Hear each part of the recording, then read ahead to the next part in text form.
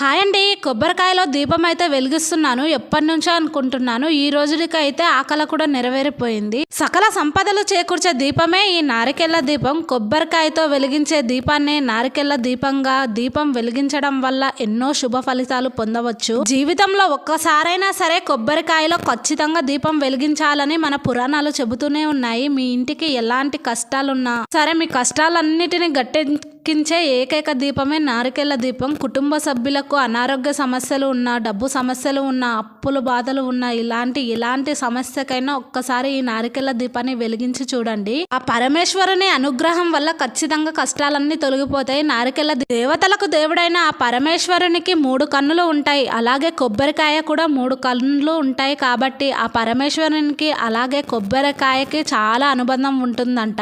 కొబ్బరికాయలో త్రిమూర్తులు కూడా నివసిస్తూ ఉంటారు. కాబట్టి ఈ దీపాన్ని ఒక్కసారి వెలిగించుకోండి. ఉంటాను.